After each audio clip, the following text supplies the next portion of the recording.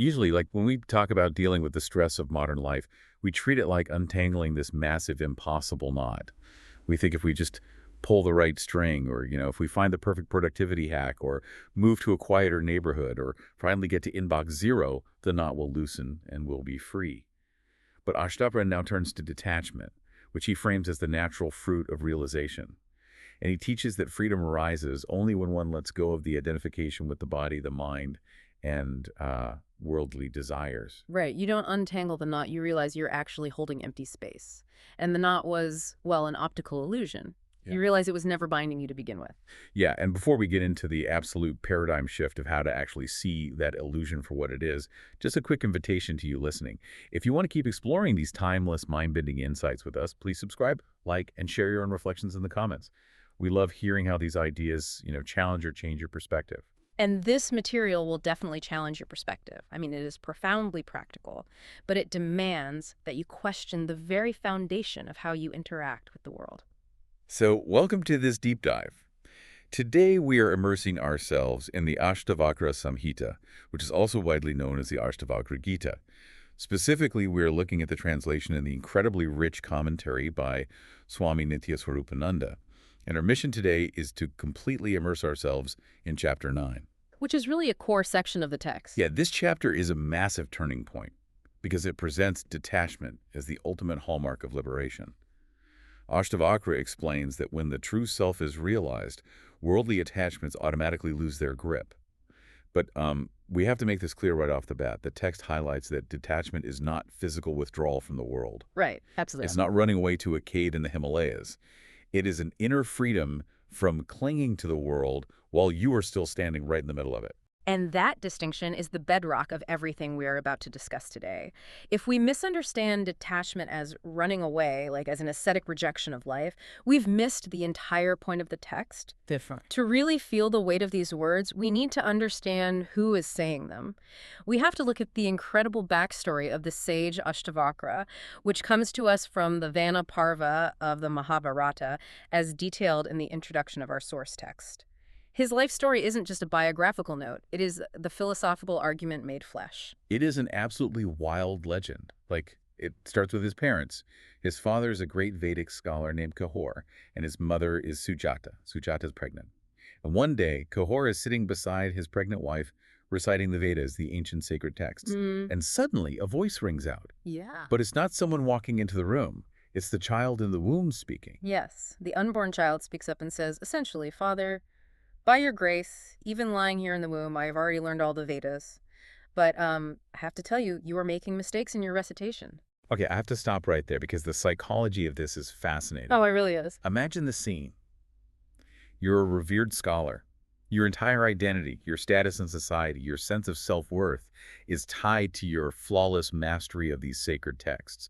And your unborn fetus corrects your grammar. Yeah, pretty brutal. Kahor's reaction is exactly what you would expect from an inflated ego. He is deeply, deeply insulted. His pride is completely shattered. And in a moment of intense blind anger, he curses his own unborn child. He curses him to be born with 8 severe physical deformities. Which is how he gets his name. Ashta means 8, and Vakra means curved or twisted. Ashtavakra. The boy born with 8 curves in his body. It is a staggering image. I mean, the father's ego literally twists the child's physical form. Wow. So he's born severely deformed. Meanwhile, his father, Kahor, goes to the court of King Janaka to essentially beg for money to support his family. Now, Janaka's court is famous for hosting intense, high-stakes philosophical debates. Right, the intellectual center. Exactly. And the resident champion scholar there is a man named Vandi, who is said to be the son of the sea god Varuna. Kahor enters a debate with Vandi, loses terribly, and the punishment for losing is severe. He is thrown into the sea to act as a priest for a sacrifice Varuna is performing underwater. And time passes. Ashtavakra grows up. When he is 12 years old, this deformed boy genius hears about the sad fate of his father. So he travels to King Janaka's court with his uncle. Yeah. At first, the guards won't even let him in. From their perspective, he's just a boy, and a physically disabled one at that. He doesn't look like a scholar. But he speaks to them, gives them a taste of his extraordinary luminous knowledge, and they immediately realize they are dealing with a prodigy. So they let him in. He walks right into the royal court, seeks out Vandi, the man who defeated and essentially killed his father, and challenges him. a 12-year-old boy, It's amazing. and a massive, complex philosophical controversy ensues. Ashtavakra completely dismantles Vandi's arguments. He easily defeats the foremost scholar in the kingdom. As the victor, he demands his father be released from the sea. Right. Kahor is rescued, and he is so awestruck, so humbled, and so grateful to his son that he tells Ashtavakra to go bathe in the Samanga River. When the boy steps out of the water, he is miraculously cured. His limbs are made straight, but his name, Ashtavakra, remains forever. It's a breathtaking redemption arc. But as I said, it's not just a fairy tale. The story is a vital key to understanding his philosophy. We are talking about a sage who teaches the ultimate unimportance of the physical body. That is exactly what strikes me. Think about how incredibly fitting it is that a master who teaches that the material world is essentially an illusion was himself born with a severe physical deformity. Yeah, precisely. His philosophy isn't just academic theory spun up in an ivory tower. It's lived experience. He literally had to see past his own twisted physical form to recognize the pure, unblemished self beneath. If anyone knows that you are not your body, it's Ashtavakra. He had to look past the superficial judgments of the world.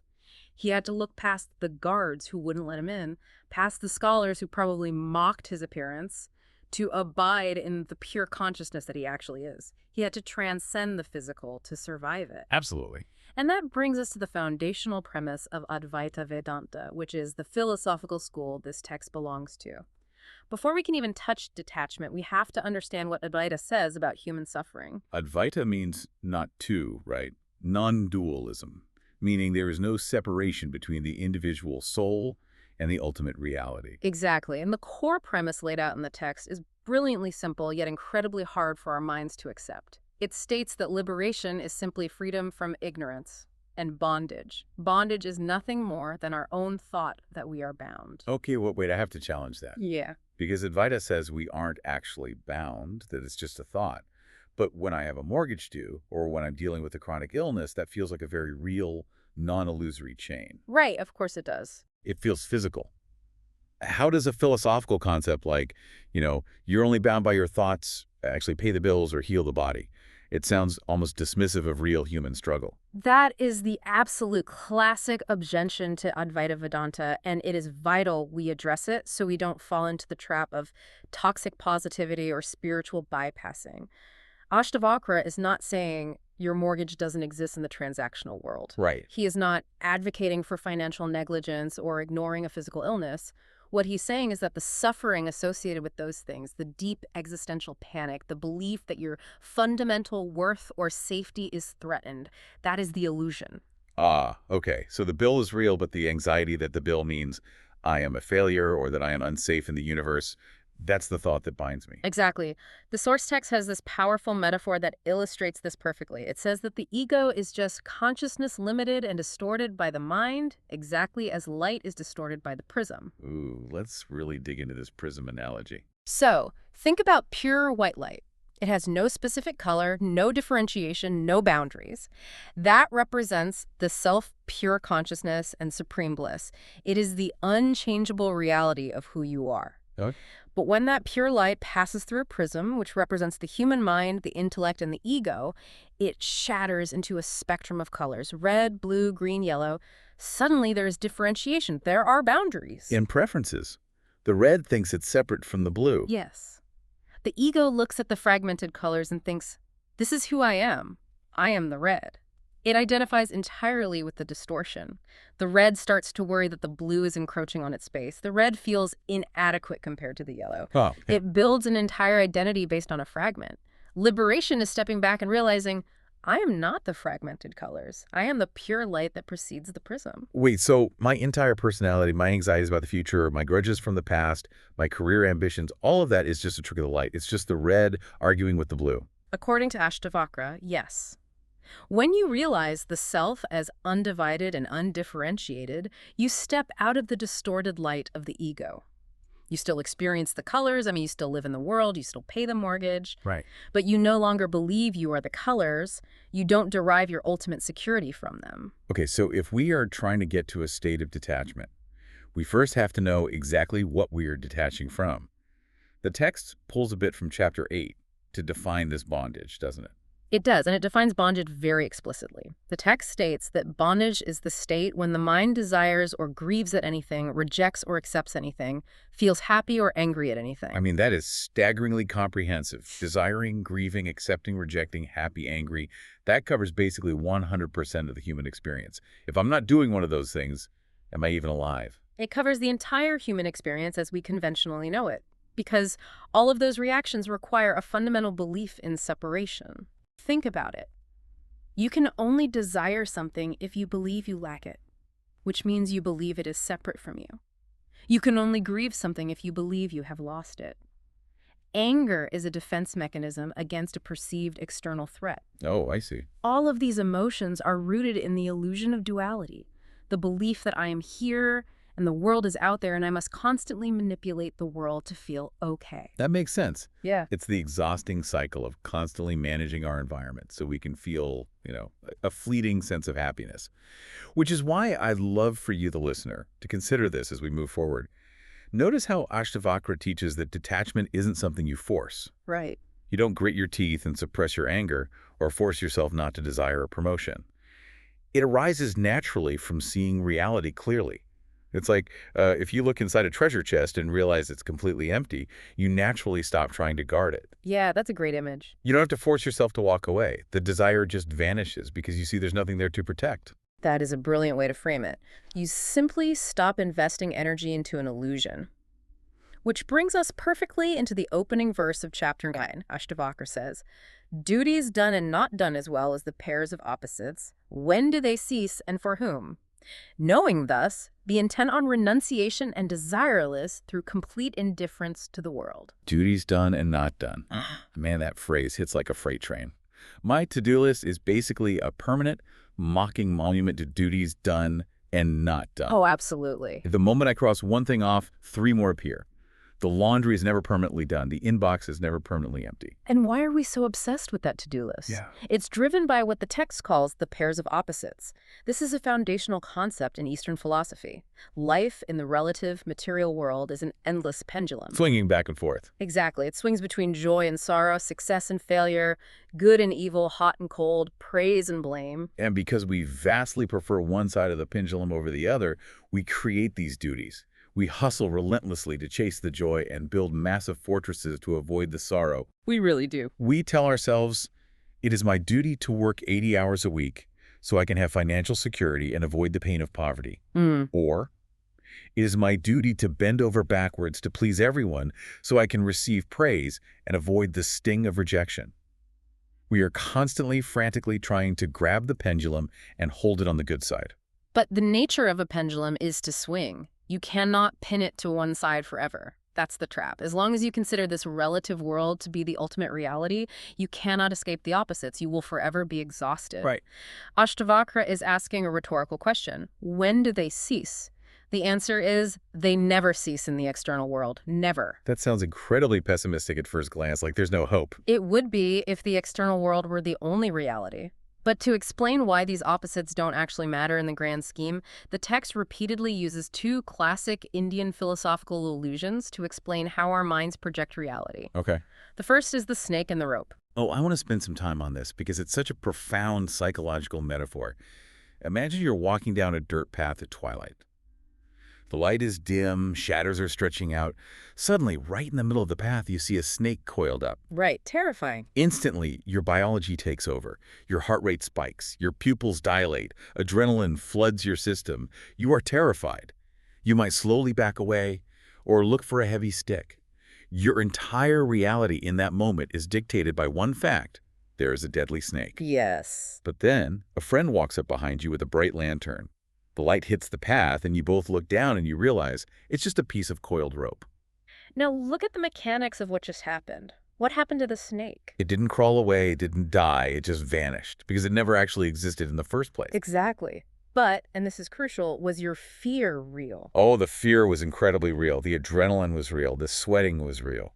Yes. The physical and emotional reaction was entirely real, but it was based entirely on a false projection. The universe, with all its pairs of opposites, with all your duties, your to-do lists, your anxieties about the future, is the snake. Wow. Pure consciousness, the true self, is the rope. When you live in ignorance, in the dim light of twilight, you react to the universe as if it has absolute reality to hurt or help you. You sweat, you panic, you fight. But when the light turns on, Exactly. When the light of knowledge turns on, you realize only the rope exists. The substratum was always safe. Eternal consciousness. and there's a second illusion the text uses, which deals with the other side of the pendulum, right? Not fear, but desire. The silver and the pearl oyster. Yes, let's hear that one. So you're walking on a beach, the sun is glaring, and you see a bright glint in the sand. You think, wow, a piece of valuable silver. You run over, your heart pounding with excitement. You're already imagining what you'll buy with the money. But when you pick it up, you realize it's just the shiny inside of a mother-of-pearl shell reflecting the sun. The silver was an illusion superimposed on the reality of the shell. Both metaphors point to the exact same truth, just from different angles. Yeah. Our suffering, our chasing, our anxiety, our frantic hustling, it's all based on misidentification. We are reacting to things that do not possess the absolute reality we project onto them. Think about how this applies to your own life right now. Maybe you're agonizing over an email from your boss. You've drafted it 6 times. Or maybe you're stressed about hitting a specific career milestone by the time you're 35. Those are your duties done and not done. Exactly. You're staring at the snake and your heart is pounding. Yeah. But Ashtavakra is saying, if the world is just the snake superimposed on the rope, your anxiety is fundamentally a case of mistaken identity. It doesn't mean you don't send the email. It doesn't mean you don't do your job. But you send the email knowing it's just a passing interaction in the relative world. It is not a referendum on your eternal soul. Right. The realization of the rope, the self, makes the existential panic over the snake vanish. You don't have to fight the snake. You just have to turn on the light. But turning on the light is hard. And this leads us to one of the most persistent, stubborn illusions we face as human beings. It's the illusion that keeps us perpetually running on the treadmill. Let's look at chapter 9, verse 4. Okay. Ashtavakra asks, what is that time or that age in which the pairs of opposites do not exist for men? One who, quitting those, is content with what comes of itself, attains perfection.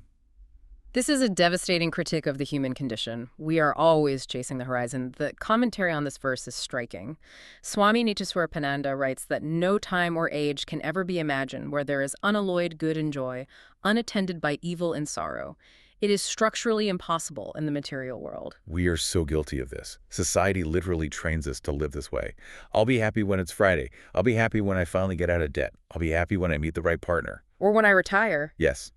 I'll be happy when I retire and can move to the beach. We live in the psychological future. We are perpetually waiting for this magical, pristine, pain-free era to arrive, where all the messy, difficult parts of life just magically evaporate. We treat the present moment as a waiting room for the real life that is supposed to start tomorrow. And Ashtavakra is looking right at us across thousands of years of human history, saying, that magical future does not exist. It is a myth. It's a bitter pill to swallow. Yeah. Because, if that future doesn't exist, what am I working so hard for? It is a myth because the very nature of the relative world is change and duality. You get the promotion you've been agonizing over, and for a day you feel amazing. Best day ever. Right. But with that promotion comes a whole new set of anxieties. Longer hours, new responsibilities, fear of failure at a higher level. You reach retirement and suddenly your health changes, or you lose your sense of purpose. The pendulum never stops swinging. It just swings in a different room. So I want you to consider this. Look closely at how a realized person, according to Ashtavakra, is completely free from this attraction and aversion because they simply stop buying into the myth of the perfect time. They stop postponing their peace. Yes. But how do they actually achieve that if the pendulum keeps swinging? If the rent is still due and bodies still get sick? They achieve it through what we might call radical acceptance. The text solution is not to try and fix the world to make it perfect, but to go out of the process of relative life. Now, we have to define that carefully. Right, because it sounds like quitting. Exactly, and going out of the process does not mean physical suicide or disappearing into the woods. It means withdrawing your psychological dependence on the process. Yeah. It is finding deep, unshakable contentment with whatever naturally falls into your lap. Content with what comes of itself. I love that phrasing. It's so countercultural. It's the exact opposite of the hyper-optimized hustle culture we live in today. Totally. It's saying, whatever the universe places in my hands today, I will interact with it, I will manage it, but I will not tie my soul's peace to whether it's gold or lead. Because the realized person knows that both the gold and the lead are just the snake. They are just passing appearances on the eternal rope. If you hand a realized person a lump of gold, they don't throw it away in disgust. That would be aversion. But they don't clutch it to their chest in terror of losing it either. That would be attraction. They just hold it. Which is a profound realization, but it requires unlearning a massive amount of societal conditioning. And this leads us to a fascinating irony, which is addressed in verse 5. Because usually when we realize we need to unlearn something, when we feel that anxiety of not knowing how to live, what do? We buy 14 books about it. Oh, absolutely. We subscribe to 10 new podcasts. Yeah. We try to consume our way to enlightenment, which is exactly the trap. Verse 5 addresses, Ashtavakra says, "What man is there who, having observed the diversity of opinions among the great seers, saints, and yogis, and become completely indifferent to learning, does not attain quietude?" It's a very pointed question. I genuinely feel personally attacked by this verse. This is for all of us who are perpetual learners. We live in an era of unprecedented information overload. We have thousands of podcasts, self-help books, masterclasses, gurus, life coaches, biohackers, all telling us the absolute right way to live, the right way to eat, the right morning routine. The right way to meditate. Yes, it is exhausting. And notice what Ashtavakra points out. He points out the diversity of opinions. Even among the great seers and saints, there is profound disagreement. Oh, for sure. One tradition says you must practice rigorous physical yoga to purify the body. Another says the body is an illusion, just sit still and inquire into the mind. One says chant mantras, another says remain in utter silence. The exhaustion of seeking is incredibly real. We think, if I just read one more book, if I just find the right guru, I'll finally crack the code. But the text argues the exact opposite. It says that seeing all these conflicting opinions shouldn't make us try harder to find the one true opinion. It shouldn't make us double down on our research. It should actually make us indifferent to constantly seeking new information. Yes. The sheer volume of contradictory advice is proof that the answer isn't out there in the data. It is a profound paradox. Seeking knowledge is usually what brings you to a spiritual path in the first place. You realize you are suffering, so you seek answers. But eventually, the seeking itself becomes the final layer of bondage. It keeps the mind active, agitated, constantly looking outward, constantly evaluating, comparing, judging. True quietude comes when you finally stop seeking outward validation or intellectual frameworks and simply abide in the self. You have to drop the map to experience the territory. I feel like we have to acknowledge the elephant in the room here. Are we massive hypocrites? How so? I mean, we are doing an hour-long deep dive, analyzing a complex philosophical text, breaking down ancient commentaries, essentially to learn how to stop needing to learn. We are adding to the information overload to cure information overload. It's a fair question, but this is where the classic Buddhist metaphor of the raft comes in perfectly. If you come to a raging, dangerous river, you need to cross it. So you gather branches and vines and build a raft. You paddle hard, using the raft to get you safely to the other side. Okay. But once you reach the other shore, you don't pick the massive, heavy raft up and carry it on your back for the rest of your journey. You leave it on the riverbank. You use the tool, then you drop the tool. Exactly. This text, the Ashtavakra Samhita, serves as a final stepping stone. It is a very specific type of raft. It's not designed to give you a new, complicated theology to believe in. It is designed to relentlessly dismantle your reliance on concepts. It clears the board. Yes, it clears the board so that you can realize that true quietude comes from within, not from accumulating more data. Okay, let's clear the board, because all of this culminates in verse 8. This is the moment where Ashtavakra totally redefines what it means to be a spiritual person in the world. Let's look at chapter 9, verse 8. He says, "Desire alone is the world. Do you, therefore, renounce all those? The renunciation of that follows the renunciation of desire. Now you may live wherever you are." Desire alone is the world. That is a completely explosive statement. It shatters how we normally define reality. It is the absolute core of Advaita Vedanta psychology. The world, when we talk about the world as a binding, stressful, overwhelming place that causes us suffering, does not exist independently of your desire for it. Let's really pull this apart carefully, because my mind immediately resists this. We usually think of the world as a purely physical place. It's made of buildings, traffic jams, tax codes, other people, political systems. Right, physical objects. And we think renunciation means packing a bag, leaving the buildings and the traffic, and moving to a cave or an ashram. We think we have to physically escape the geometry of the world. But Ashtavakra redefines renunciation entirely. He says the physical objects, the buildings, the cars, the tax forms aren't the world that binds you. They're just neutral phenomena. Okay. Your desire for them or your aversion to them is the world. The moment you drop the desire, the binding nature of the world instantly vanishes, even if the physical objects remain right in front of you. So let me translate this to a very mundane modern scenario. Say I am sitting in a busy corporate office. I'm staring at an incredibly complicated spreadsheet. My boss is yelling in the next room.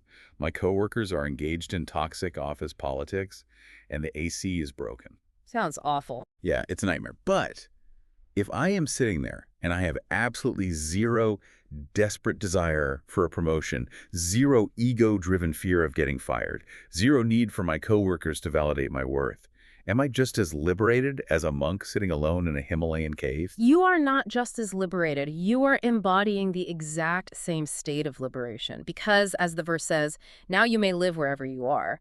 The physical location is utterly irrelevant. Wow. The external circumstances are irrelevant. If there is no desire and no aversion, there is no psychological world to bind you.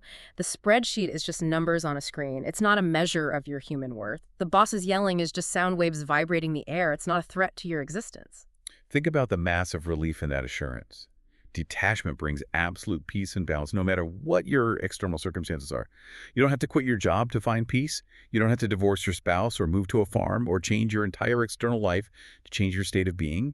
You just have to change your relationship to desire. And this isn't just a theoretical state.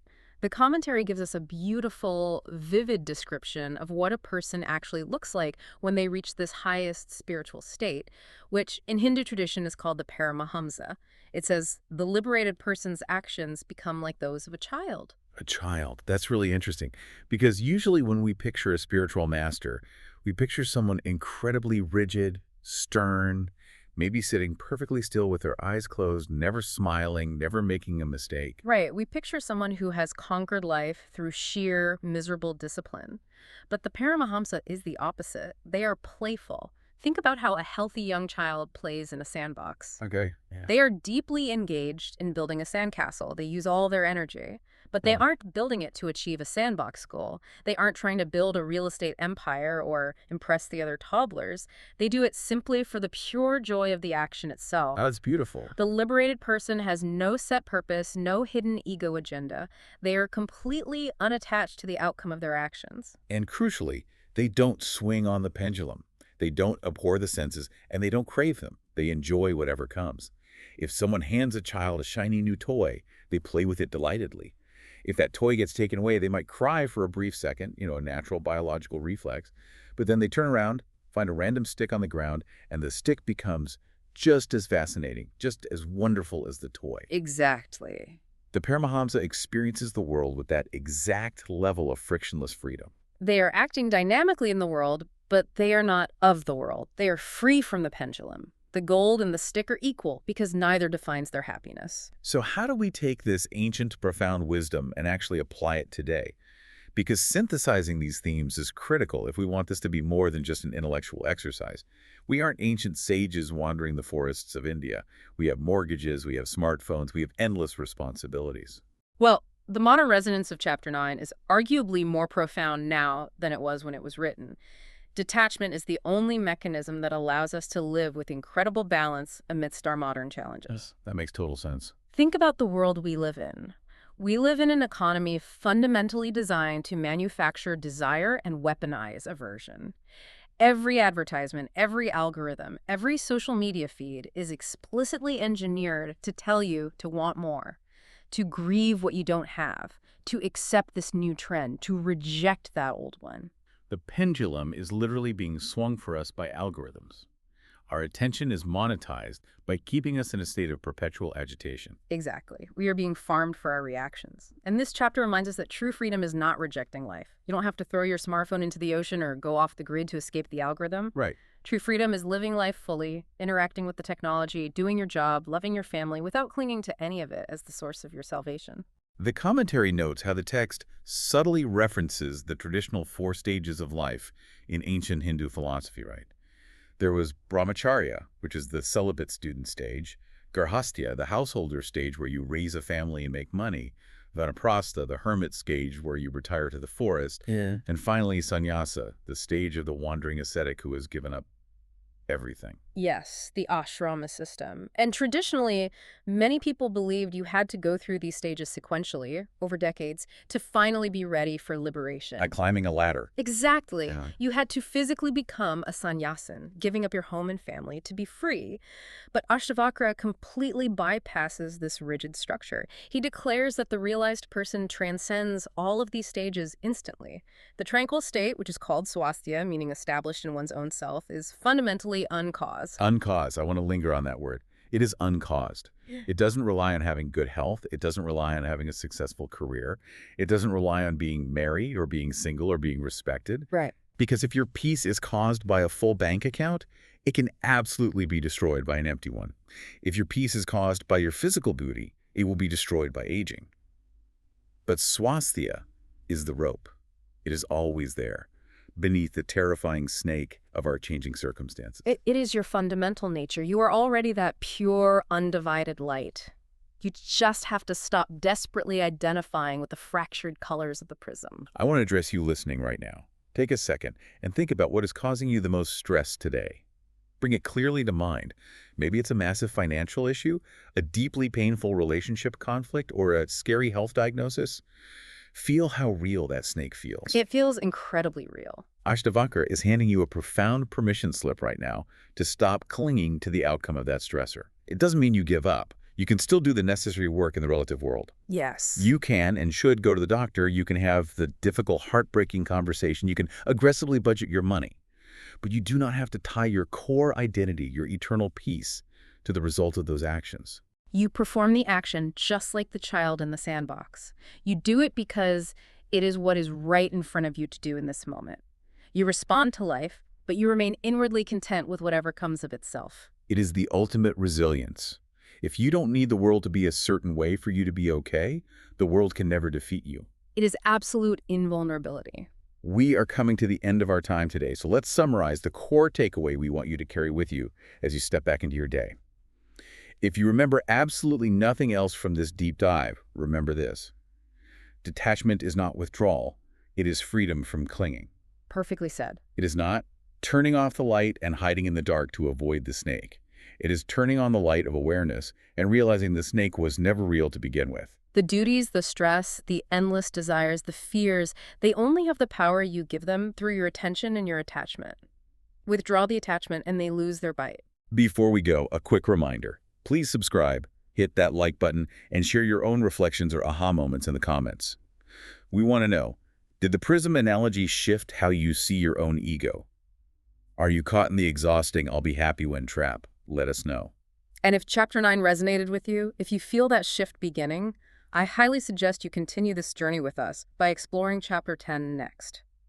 In that chapter, we will dive into the concept of quietude as the natural deepening and settling of this beautiful realization. Yes, Chapter 10 takes everything we just dismantled today and sinks it even deeper into the heart. But to leave you today, we want to give you a provocative final thought. This is a mind-bending concept from the later chapters of Ashtavakra's text, and we just want you to let it simmer in your mind. Okay, let's hear it. Consider the idea that a truly wise and liberated person does nothing, even if he may be acting in the eyes of the world. They are completely, dynamically engaged in life, yet completely at rest. Think about that impossible knot we talked about at the very beginning. You thought you had to exhaust yourself untying it. But what if you could just act fully in the world, typing emails, cooking dinner, fighting traffic, living your wonderfully messy life, while inwardly remaining completely still, knowing there is no knot, and doing absolutely nothing? How would your life change if you could act without clinging? Let that simmer. See you next time.